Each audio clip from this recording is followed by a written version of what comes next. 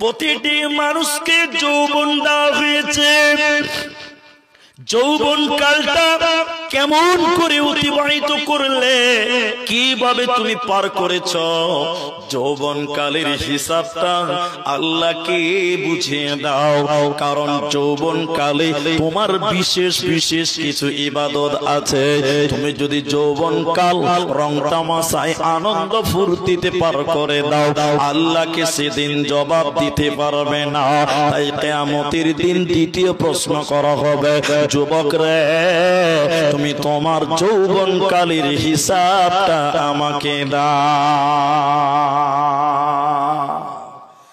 নবীজি বললেন, শোনাম 660 নম্বর হাদিস সহিহ বুখারীর, কিয়ামতের দিন 7 প্রকার মানুষকে আল্লাহ তার আরশের নিচে স্থান দেবে।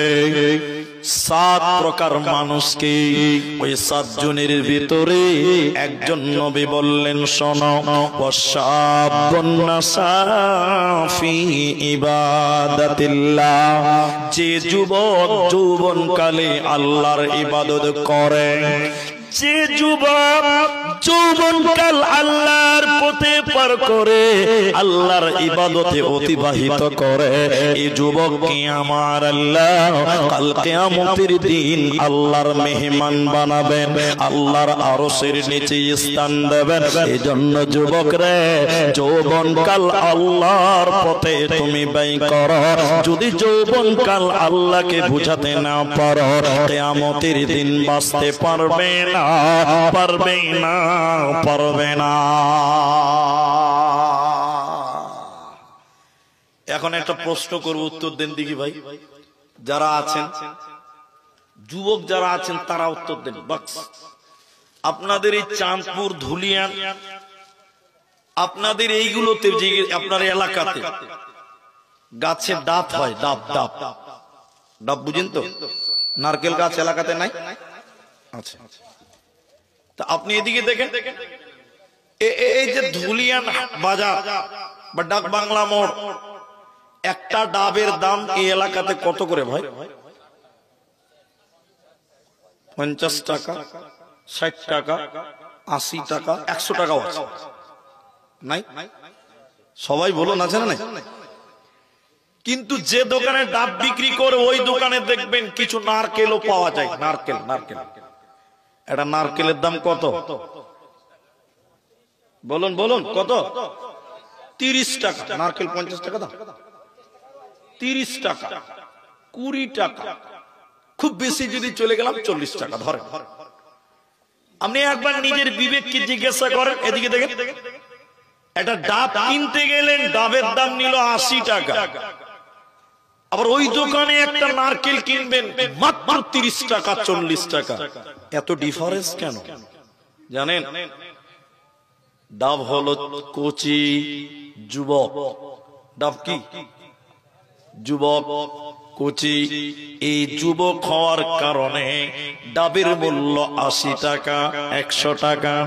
আর নারকেল বুড়া থুবড়ি মাল, ও মালের মূল্য নাই, মাত্র 30 টাকা দাম।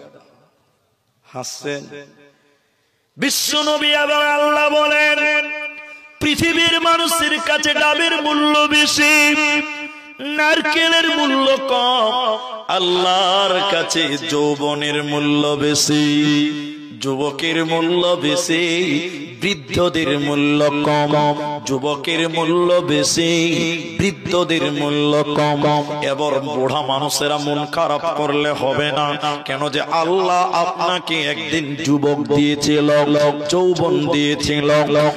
শুনেলেন নবীজি তাই বললেন, কিয়ামতের দিন দ্বিতীয় নম্বর প্রশ্ন করা হবে, হে মানুষেরা, তোমাকে যে 18 বছর, 20 বছর, 24 বছর, 30 বছরের জীবন দেওয়া হয়েছিল, তকবকে যুবক বানানো হয়েছিল, যৌবনকাল কিভাবে পার করেছ, আমি আল্লাহকে তিলে তিলে তিলে তিলে বুঝিয়ে দাও।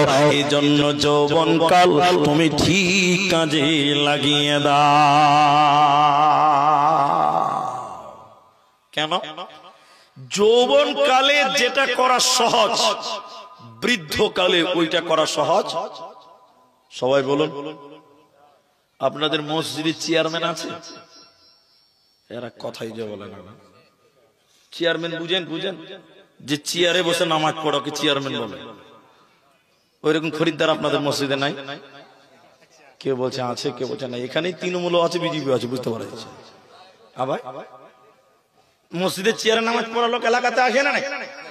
আচ্ছা, ওকে একবার জিজ্ঞাসা করেন তো, আমার দিকে দেখি, ওই চাচাকে একবার জিজ্ঞাসা করেন, বাবু চেয়ারে কেন নামাজ পড়ছে গো? আল্লাহর সামনে দাঁড়াবে তো লজ্জা করো। হাজি, আপনাকে যে পড়িয়েছে মাস্টার, হাই স্কুলের মাস্টার, ও যখন আপনার ওর কাছে যখন আপনি যাবেন, আপনাকে বসতে বললো, আপনি বসতে পারেন না, লজ্জা লাগে। কি বলে? হ্যাঁ না বলেন? এরা লজ্জা লাগে না? এই স্যারের সামনে বসবো, মাস্টার শিক্ষক ওর সামনে বসবো, তখন লজ্জা লাগে। আর তুমি আল্লাহর সামনে বসছো, তখন আবার চেয়ারম্যান। কথা কি বুঝতে পারলেন? হ্যাঁ না বলেন? তো যে কথা, ও চাচাকে একবার বলেন, চাচা কি বাবা চেয়ারে কেন? পারি না, পারি না। কেন পারেন না? কারণ হলো ৭৫ বছর বয়স, ৫৫ বছর পর্যন্ত মসজিদেই কোনোদিন যায়নি, এখন বুড়া হয়ে গেছে। এদিকে দেখেন, এই যে পিঠের দাঁড়ি, হাড় হয়ে গেছে শক্ত, রুকু করতে যেছে টানা হয়ে থেকে গেছে। ঠিক বলো না? বলবো না? বলে আর রুকু করতে পারবে? জোরে বলে, আর পারবে? ৫৫ বছর বয়স, কোনদিন নামাজ পড়েনি, বুড়া হয়ে গেছে, বাড়িতে ঘুজুর ঘুজুর করে বকছে, মুলবিরা বকছে যে মুরবি না নাকি বা নামাজ পড়িস না। তখন চলছে চরে মসজিদে যাবো, পতাকা বলছে বাড়াবে, চ নামাজ পড়ো শুক্রবার, পতাকা লিয়ে গেছে মসজিদে। ভদ্রলোক প্রথম কাতারে বসছে, ৫৫ বছরের মুসল্লি সামনে কাতারে বসে, সবাই যখন বলছে আল্লাহু আকবার, দাড়ি টেনে ধরে রেখে, বাংলা ৫-এর মতন টেড়া হয়ে আছে, রুকু করতে পারে না। মাগরিবের নামাজে যাবে, পতাকা বলছে চেয়ারটা লেতে পারে, চেয়ারটা লে, দাদু চেয়ারে কেন? পারি না ভাই। যদি রমজান মাস হয়ে যায়, প্রথম দিন তারাবিতে যে ভাই তোমরা পড়ে লাও, পড়ে পারে না। ঠিক বলো না? বলবো না? বলে। কিন্তু লোকটা যদি 10 বছর থেকে নামাজ পড়তো, ওই লোকের রুকু করতে কোনো অসুবিধা হতো? সবাই বলে না। সাজদা করতে অসুবিধা হতো না। এজন্য নবীজির ওই হাদিসটা আবার এখানে অ্যাপ্রোচ করেন।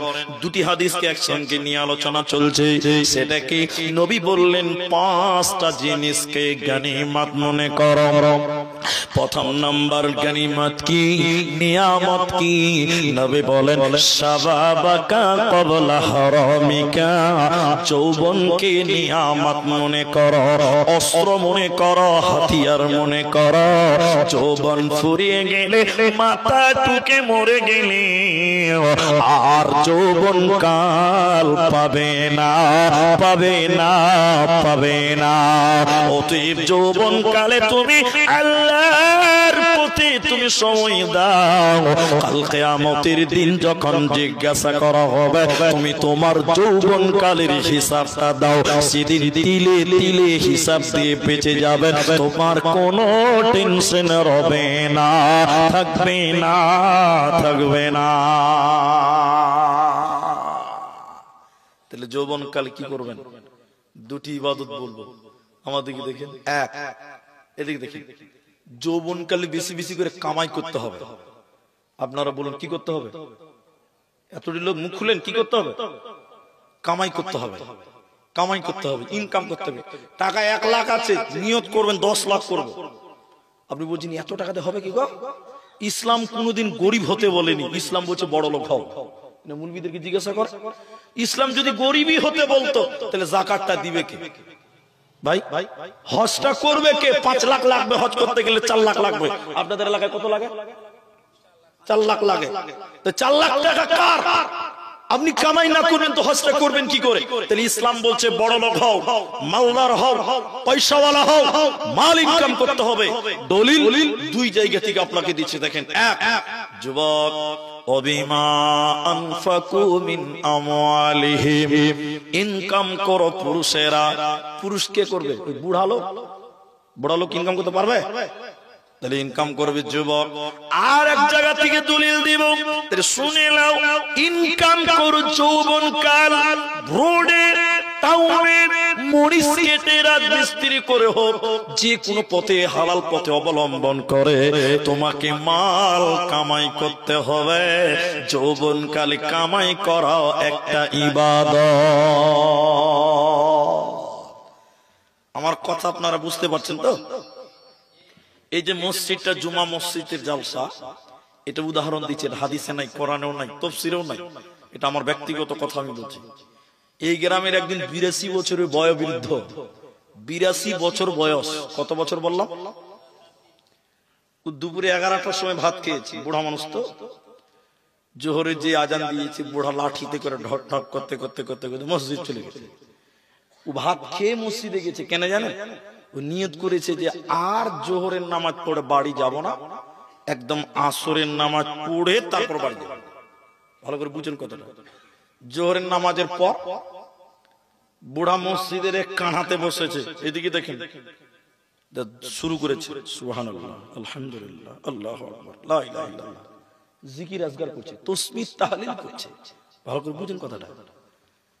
আমার সমান একজন 30 বছরের যুবক বুড়ার দিকে এরকম দেখে বলছে, যাবে বুড়া তো নেকি লুটে নিলে, ও বুড়া শালা বাড়ি যাবে না নাকি? ও তো 2 হাতে তাসবিহ গুনছে রে। তো না, আমার মতন যুবক ছেলে বলছে, দেখছি আমি 5G স্পিডে চালাবো। এবার আমার মতন একটা যুবক ছেলে মসজিদের আরেক কানাতে বসেছে, বলছে সুবহানাল্লাহ, আলহামদুলিল্লাহ, বন্দে ভারত চলছে, একদম 5G স্পিড। বুড়া খালি টেনা চোখে দেখছে, কি করবে বুড়া মানুষ, ও তো জওয়ান মানুষ। এই যুবক ছেলে সুবহানাল্লাহ আলহামদুলিল্লাহ করতে করতে ইও আসর থেকে দিয়ে আসরের নামাজ পড়ে বাড়ি গেল। আপনাদের জিজ্ঞাসা করছি, উত্তরটা দেন। বুড়া মানুষ সুবহানাল্লাহ আলহামদুলিল্লাহ আল্লাহ বলছে, নেকি পাবে কি পাবে? সবাই বলুন, পাবে। আর আমার মতন যুবক একটা চ্যাংড়া ছেলে, ও এরকম সুবহানাল্লাহ আলহামদুলিল্লাহ নেকি পাবে? পাবে না, পাবে না। কেন পাবে না? সুবহানাল্লাহ আলহামদুলিল্লাহ আল্লাহু আকবার নফল, ফরজ না। এগুলো কি নফল? নফল মানে অতিরিক্ত। কিন্তু মাল ইনকাম করা ফরজ। এতটি মুফতি বসে আছেন, বলেন আগে ফরজ নাকি নফল?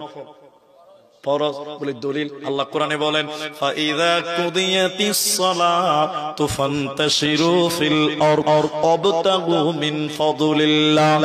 যখন তোমার নামাজ হয়ে যাবে, তুফান্তাশিরু ফিল আরদ, জমিনে বেরিয়ে যাও, ওয়াবতাগু মিন ফাদলিল্লাহ, আল্লাহর রিজিক, আল্লাহর ফদল তোমরা অন্বেষণ করো। তাহলে যুবকের জন্য মাল ইনকাম করা ফরজ। বুড়া মানুষ রিক্সা চালাতে পারবে না, কি করবে? তো ওনার ফরজ দরকার নাই, মসজিদে বসে যেটুকু পারে নফল করবে, সুবহানাল্লাহ আলহামদুলিল্লাহ। তাহলে যুবকের প্রথম নম্বর ইবাদত হলো হালাল রুজি তল্লাশ করা। কিছু মনে নেবেন না, কিছু কিছু জায়গাতে কিছু ঢিলা লোক আছে, ঢিলা ঢিলা অলস আছে না, একদিন কামাই করে 3 দিন বসে বসে খাবে, তারপর আবার কামাই করতে যায়। এরকম লোক নাই আপনার দিকে? ওই একদিন রাজমিস্ত্রি করেছে, 500 টাকা পেয়েছে, ওই 500 শেষ না হওয়া পর্যন্ত কাজে যায় না। এরকম মাল আছে না নাই? বহুত আছে, বহুত না কম, বহুত আছে। শুনেলেন, দ্বিতীয় নম্বর ইবাদত কি? যুবকের জন্য স্পেশাল একটা ইবাদত ইসলামে দেওয়া হয়েছে, যে ইবাদতটা বৃদ্ধদের জন্য মাপ, শিশুদের জন্য মাপ, মহিলাদের জন্য মাপ, একমাত্র তরুণদের জন্য, যুবকদের জন্য। সেই ইবাদতটার নাম জিহাদ। এখন ভারতবর্ষে জিহাদের পরিস্থিতি নেই, দিলে শহীদের তামান্না নিয়ে যুবক, তুমি দিলের তামান্না নাও আল্লাহ, তুমি শহীদের মরণ দিও আল্লাহ। জিহাদ, জিহাদ ফি সাবিলিল্লাহ। যে ব্যক্তিটা, যে যুবক জিহাদে শহীদ হয়ে যায়, কিয়ামতের দিন কোনো বিচার হবে না, কোনো শাস্তি পাবে না, বিনা হিসাবে আল্লাহ জান্নাত দিবে। অতএব যুবক রে, যৌবনকাল তুমি তোমার আল্লাহর রাস্তায় তুমি ব্যয় করো। যদি তুমি ব্যয় করতে পারো কি লাভ হবে শুনে নাও। যেদিন কিয়ামতের ময়দানে কোনো ছায়া থাকবে না, মানুষেরা বাঁচাও বাঁচাও বলে আর্তনাদ করবে, মানুষের মাথার উপরে মগজ চলে আসবে। বিশ্ব নবী বলেন যে যুবকটা আমি আল্লাহর রাস্তায় ইবাদত করেছিল রে, এই যুবককে আমি আল্লাহ আমার আরশের নিচে মেহমান বানাবো, আমি আমার আরশের নিচে স্থান দেব। এই যুবকের কোনো চিন্তা থাকবে না, থাকবে না, থাকবে না। এই পাঁচটা প্রশ্ন কিয়ামতের দিন করা হবে। দ্বিতীয় নম্বর হলো আন শাবাবিহি ফীমা আবলাহু, যৌবন সম্পর্কে প্রত্যেকটা মানুষকে জিজ্ঞাসা করা হবে, উত্তর দেওয়ার জন্য রেডি হয়ে যা। সবচেয়ে পদদলিত, সবচেয়ে পথভ্রষ্ট, সবচেয়ে পাপের সঙ্গে জড়িয়ে বর্তমান যারা আছে তারাই এখন যুবকেরা। ঠিক বললাম ভুল বললাম? বলেন আপনি কি বলছেন? আব্দুর রহমান বুড়া হয়ে গেছে? আব্দুর রহমান যুবক, সব জানে, সব জানে।